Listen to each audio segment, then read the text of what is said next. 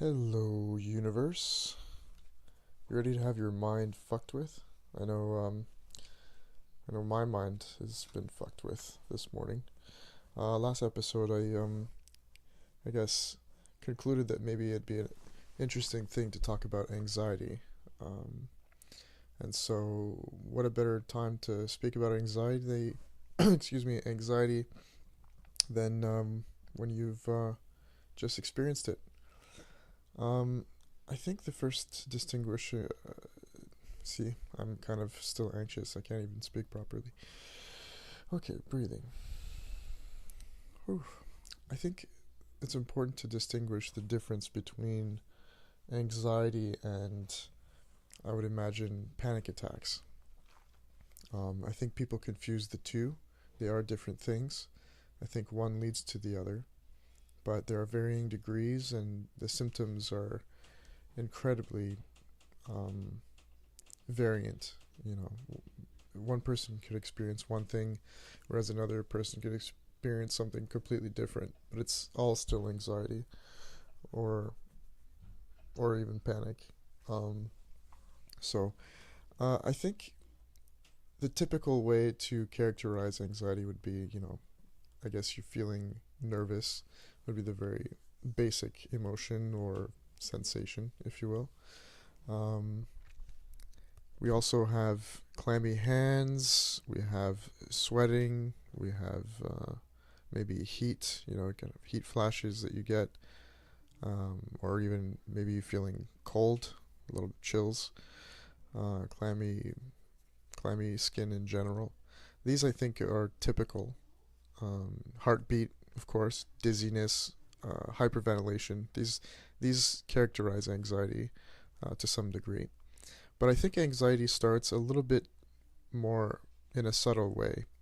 When you look at things like obsessive compulsive disorder, um, you know, habits like that, or paranoia to some degree, just sort of looking around, your mind is racing, and you sort of look at everything in a sort of paranoid manner.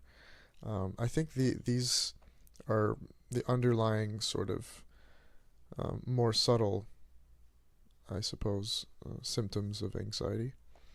And, we have to recognize those symptoms and realize that, we're feeling angst.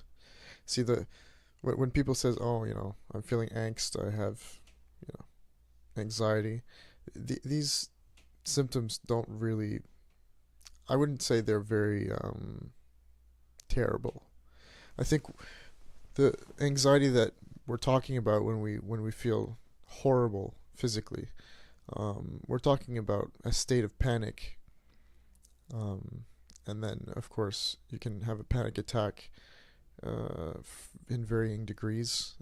The worst being that you've completely lost control over your mind, and and you think you're about to die and that kind of stuff. So yeah, it'll go from simple, obsessive behaviors and hypochondriac type things. If you hold your breath when someone sneezes across the room from you, um, if you have a hard time opening door handles because of bacteria, these kinds of obsessive compulsive sort of disorders, you know what I mean? If you have little routines, these are all common, and they're part of anxiety. I think people, like to prescribe things to themselves that aren't necessarily true. They say, "Oh, I'm just OCD," or "Oh, I'm just ADD." But these things, they're very, very, very different. If you have a problem with those things, specifically, um, but these can be symptoms that anybody can feel, and those symptoms can get worse, and they can actually get better if you work on them. So, ultimately speaking, I think I want to conclude with some good solutions, things that people don't know about. You always get the very basic, let's say, you get the basic suggestions as to what to do about these symptoms and anxiety in general, and they're all true. But what do you do when you're actually in the moment and the task at hand is to not panic while you're panicking?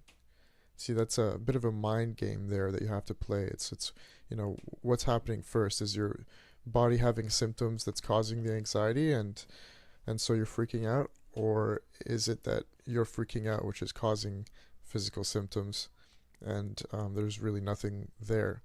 So it's really difficult to make the distinction when you're in a state of panic or when your anxiety is really peaked. And For someone who obviously thinks a lot, that's really all I do. Is I'm obsessed with thought. Anxiety could be a real trip, a real trip. So because the more you think about the anxiety, the more you're actually making it and something that you're gonna have a difficult time to, I guess, get rid of, because that's the whole point. Is it's a thought based kind of affliction to some degree, and what regulates your thoughts? Well, you need to have routine exercise, and you got to eat well and sleep well. Those are, people will say different things like, you can use medication or you can meditate, breathing exercises, all this kind of stuff. At the end of the day, you just got to make sure that you've been eating properly, enough and good food, and not in too sporadic of a time. Make sure you eat somewhere around the morning, middle of the day, and in the evening. Sleep well. Don't sleep too late all the time. Um, Whatever that means, because some people are, insomniacs, and but whatever it is, don't go outside of your sleep sort of cycle too much, because all of these things will affect your anxiety levels. And the most important would be to really just to work out. That's absolutely important. If you're someone who's physically fit, you'll definitely enjoy a healthier mind. So that's just the way it works. Anyway, um, anxiety can be caused obviously by your external situation, your environment, things that are happening in your life, things that have happened, so in the past, things that are going to happen or that you fear will happen in the future. All of these things are a problem with anxiety or cause anxiety. And of course, we live in a world where we're a lot more aware of time. We're a lot more aware of things that force us to think. So we need to always constantly be thinking. We barely have the time or even the inclination to enjoy and live in the moment, because that's just the way things are going at the moment. People are very busy, and people are growing up and living lives that they feel is normal, but then they develop all these boo boos, and they think, oh, I have a problem, a fundamental problem with me, with my body, with my brain, and it's not the truth at all. So yeah, that's all I have to say about anxiety as something to avoid in general. But when you actually do experience it, what do you do about it? What do you do about being in that position where you're freaking out? You're hyperventilating or hypoventilating. By the way, maybe I can go off on a little tangent there. Um, Hyperventilation, I think, is pretty common. People breathe very, very quickly. Your I guess maybe it's your brain. I guess the part of your brain that regulates breath, I guess, is haywire or something like that.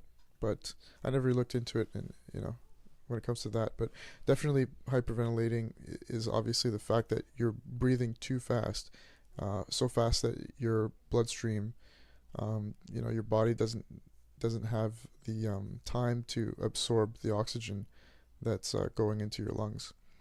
So you need to slow the breathing. But there's hypoventilation. This is something that could be just as common. I'm not sure. All I know is that that's what I experience. I've never hyperventilated in my life. I've always hypoventilated, which is the opposite, is that your breathing is so off. You're not breathing with a consistent pace. It's not regular. It's very slow.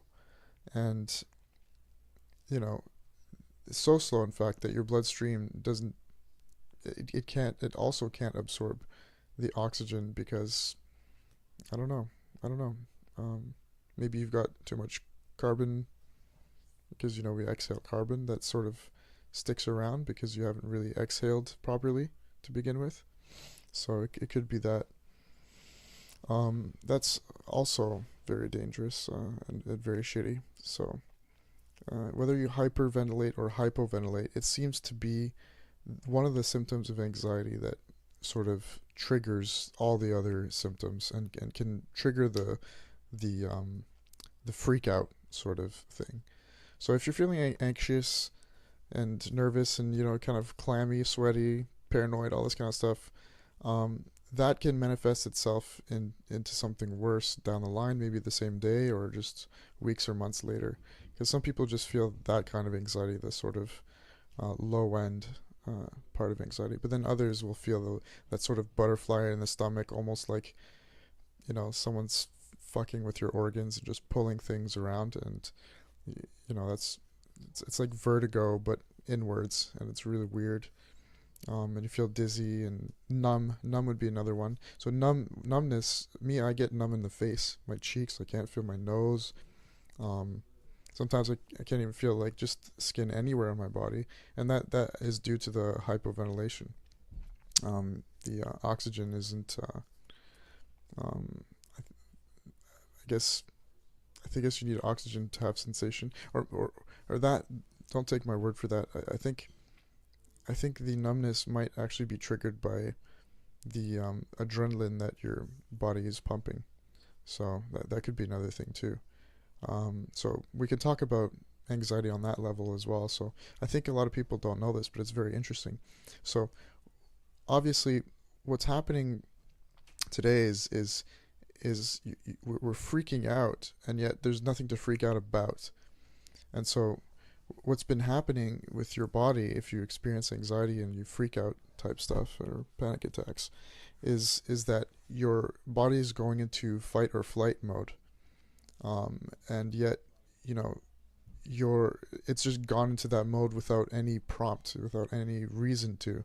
So you're just there, and then all of a sudden you start freaking out, and you just you're absolutely confused, right? Because there's no reason to have the heart palpitations and the adrenaline rushing, and you're feeling the numbness and all these weird symptoms, and so you're confused, and all of this sort of fight or flight kind of mechanism of your body.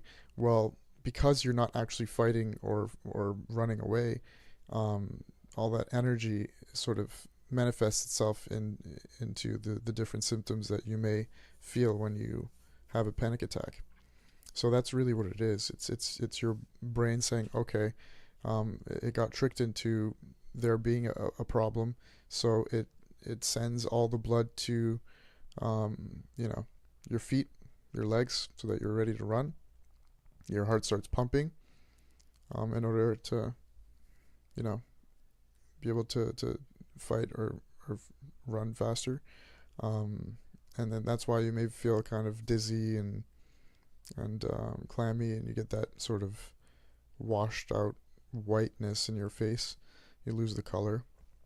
All these different things are usually due to that sort of mechanism going haywire. So when you feel that anxiety, it's obviously something that you need to think yourself out of to some degree. And in order to think yourself out of it, you have to stop thinking.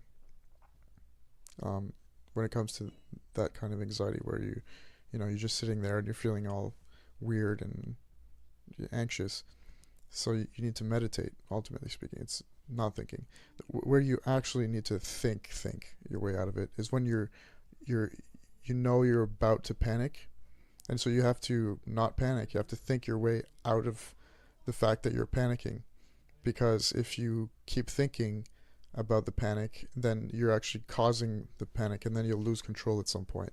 and that's when you start feeling like you're gonna die. Because when you lose control over your body, um, there's nothing else but to think that you're gonna die.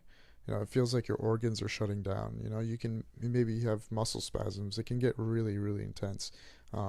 Insane nausea, um, profuse, profuse sweating.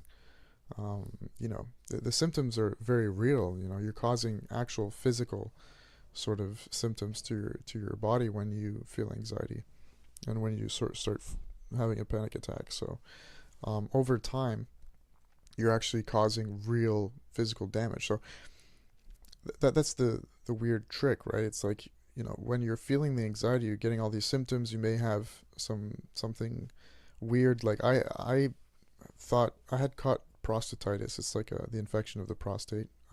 It's kind of like a yeast infection, but worse. And so you get pain in the ass, literally. Like, you feel pain right deep up in your ass as a dude. So that's not fun. But that cleared up. But for an entire year, because I had gotten prostatitis, I thought I had prostatitis for an entire year, when in fact it had cleared up after only a month. But the reason I had the symptoms of prostatitis, so you also get testicular pain, right? My prostate wasn't hurting anymore, but I was getting testicular pain for a year. And the reason for why I felt it is because my mind tricked my body into thinking that I still had this. So this is how hard your brain can work at making you believe and making you feel sensations that aren't actually there. I had gotten to the hospital just a few months ago, maybe 3 months ago, and I said, look, I've been dealing with this prostatitis thing. I get testicular pain all the time, intermittently. And she says, well, that's the weird thing, it shouldn't be intermittent on the level that you're talking about. Because sometimes it would go a couple of weeks without feeling testicular pain, and then all of a sudden pain for a few days, and sometimes just pain for a few days, or pain every day for a few weeks. So it would be very sporadic. And she said, look, we've tested everything. You are golden. It has to be anxiety. And I was like, what, really? I thought anxiety had to do with, your standard symptoms, right? But no, your mind can trick your body into thinking it's got almost anything. So, beware of your sort of hypochondriac self. You have a very powerful engine in your head that can make you believe these things. So, how do you ultimately stop yourself from panicking when you're in a panic mode? You know what I mean? You literally have to talk to yourself. You have to say, there's nothing wrong. I know myself. I know that I'm freaking out, and that I'm thinking about freaking out, and that, a few hours later it'll be like nothing happened. I won't feel anything.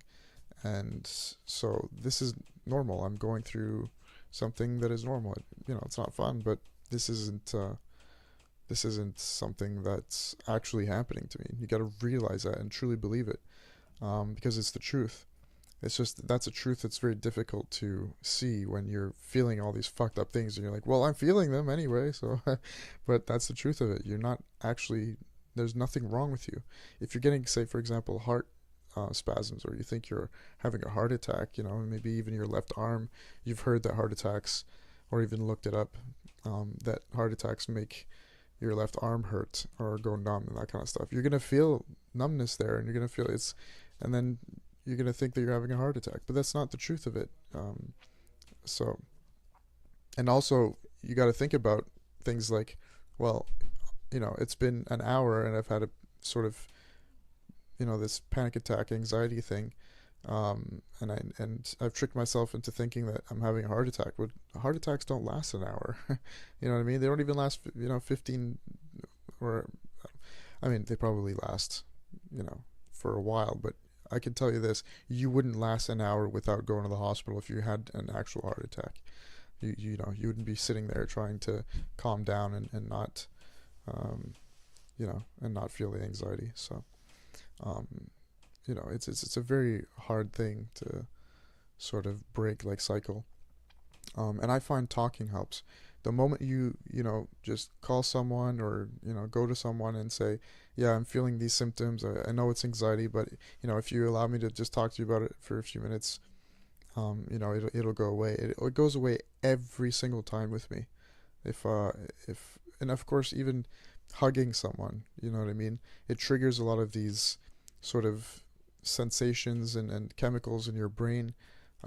It's almost like a switch. You can't think yourself into, um, you know, releasing the chemicals that normally get released when you give someone a hug, for example, especially when you're panicking. So if you actually physically go and hug someone, you know what I mean? You're gonna start calming down immediately, and you're gonna notice it. Just getting that kind of intimacy, that sense of security, and someone's there with you saying you're safe, you're all right, you're here in my arms, nothing's going on, you're right here. You're gonna feel better. So that's another trick, right? Um, but obviously speaking, when we're talking about the times where you are panicking, and you think that you've almost lost control, it's something that I fear there's no, I guess, solution for it. You're just either going to flip out or you're going to calm down because you did everything you can to try to calm down, which is, like I said, um, you know, believing and knowing that, this is what's happening to you, and realizing that you're having anxiety, talking about it for as long as you need to talk about it. And then, you can digress into different conversations, and then you'll realize, wow, you're not really feeling anything shitty. But it might come back, it might go away throughout the conversation, but don't pay attention to it, you know what I mean? So, because your brain is pretty intelligent, it can run in the background and say, yep, I'm still feeling anxiety, there's still something fucked up going on, when in fact there isn't. So, but if you ignore it and you continue having your conversation, within an hour, for sure, your panic attack will go away. Um, these are things that I haven't felt in too often lately. I've been working manual jobs, so really getting some good exercise and sleeping well and all this kind of stuff. But I think I think there's some I think there's some valuable information there, that I've sort of come out with, which I hope whoever's listening is really getting a sort of benefit from. I, I, I I think it's important to mention as well that you shouldn't be on medication, because the more that you take, for example, Ativan or you know any kind of Valium or benzodiazepine, things that calm you down, you're relying on those chemical drugs. It's like you know you're it's like your body is getting used to those external sort of you know means of calming down. Therefore, you don't actually have the ability to get rid of your anxiety. It's something that you're going to suffer even more and even more often, um, because your body is getting more and more used to relying on some external means. So, this is why a lot of people, they take anxiety medications and they have to up the dose and they go years while, ultimately speaking, they could have done a couple of simple things like start exercising or, um, you know, practice the sort of mind game in the moment whenever you would feel anxiety and all this kind of stuff, to work at it. It sucks, of course it sucks, but if you're not lazy, then you're gonna free yourself. But it sucks. I see a lot of people and they get hooked to these drugs and they they feel panic attacks all the time, like it's a regular thing, and they got to take this drug, and it sort of affects the rest of their lives, because you're not who you really are if you're doped up all the time. You can't really live life with the true sort of, I guess, the true likeness of who you are. You're not experiencing life, the way you normally would. And that's sad. That really sucks. Now, that's not to say that there aren't people that exist that have true chemical imbalances and, trauma that is, horrible. whereas they really need this stuff. But there are way, way, way more people who have tricked themselves into thinking, and rightly so. It's nothing shameful about it, because again, you're experiencing these very real sensations that you think are real. Anyway, and so you're gonna go and get into that rabbit hole. But I can guarantee you, 90% of the people out there who have horrible anxiety and panic attacks, they they could very, very easily, um, get over that anxiety by, doing a couple of simple things. The problem, however, becomes worse when you either do the drugs for such a long time that you've robbed yourself of all the tools necessary to combat it, and then it becomes more difficult and takes more time when you start getting off the drugs in order to regain the capability to function normally. And then another issue would be if you go years with anxiety and panic attacks without the drugs, because I guess you haven't really sought real help to realize what your situation you're in. So you're gonna self medicate with different things, alcohol, and you're gonna sort of start experiencing anxiety, and you're gonna get used to it to some degree, and all the while you're actually burning up the sort of nerve endings in your body. So it'll eventually do real damage to you. Your nerves will get sort of weakened, and you won't have the ability to handle stress, and then you're really fucked, and you sort of need to again work extra hard and extra long to sort of restore your ability to handle stress. um, you know so that's sort of an important thing to talk about. Stress itself, it's a killer. Like I said, it's a killer, not because you know there's anything that it causes any kind of problems. Even though you're feeling these problems, your heart hurts, or you get muscle spasms, or you get that feeling in your stomach, or your nerves are racked, or you know dizziness all the time, bad breathing, all those symptoms that stress causes, those symptoms don't go on to become chronic and become real symptoms of their own with those parts of your body. Like, say you hyperventilate, you're not going to develop some kind of lung problem or asthma because of the stress and the anxiety. No, but the stress will erode your nervous system, and then that affects your immune system, and then eventually you can develop, so over years and years and years, then you will eventually develop cancer. You can develop many different issues, real physical ailments at some point because of the anxiety or the stress that's gone untreated for too long. So this is important to look at.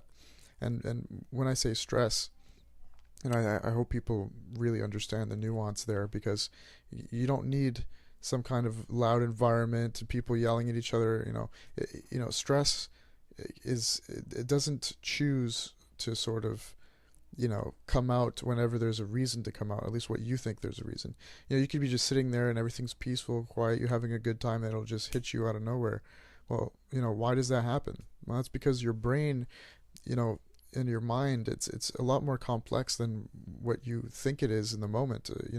You're conscious when you're awake, but there's this whole other part of you, actually I would dare to say the majority of your mind, the majority of who you are, is running in the background, and you're not even noticing it, and that's always sort of thinking for itself, and experiencing things that you're unaware of, that you're not experiencing.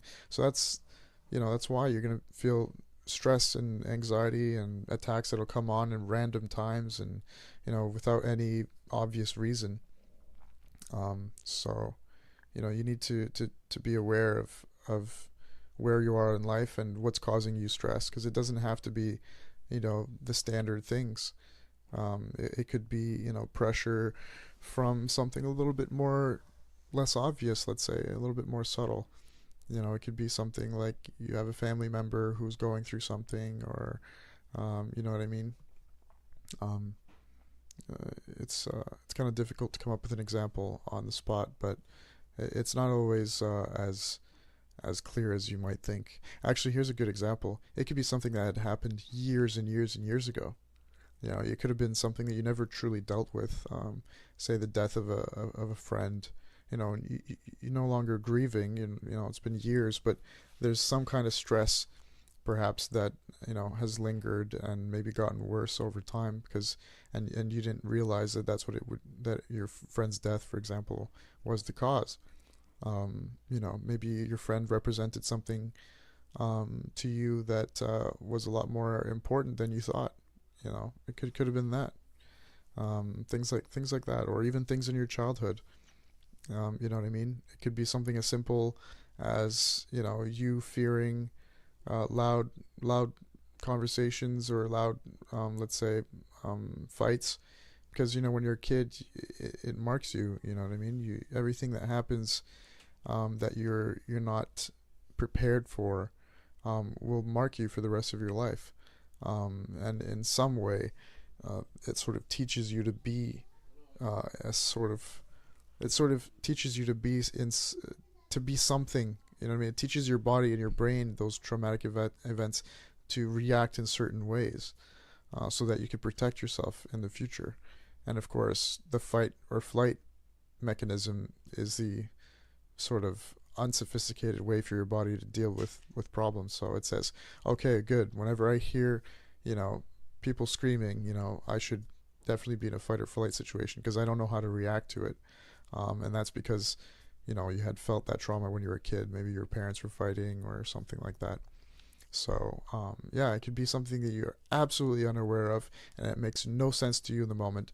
But then, if you start being introspective and you try to understand who you are a little bit more deeply, then it'll all unravel and you'll connect the dots and you realize, wow, okay, this caused stress, and then this stress caused this kind of lifestyle, then this kind of lifestyle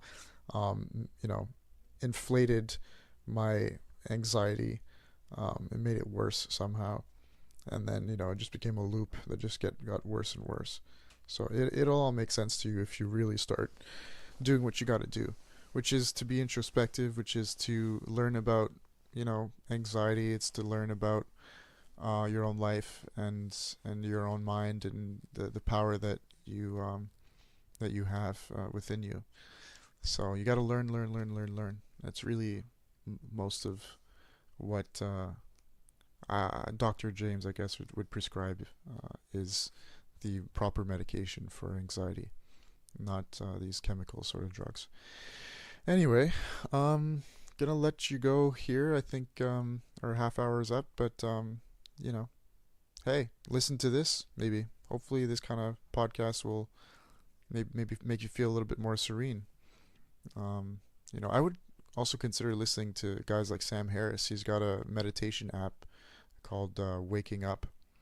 It's he's got a very calm and soothing voice, that guy, and he speaks so clearly and rationally and with such charisma that he's kind of like the Alan Watts of today. So I would suggest that as well if you want to start learning how to meditate and you want to sort of calm down. All right, guys, until next time.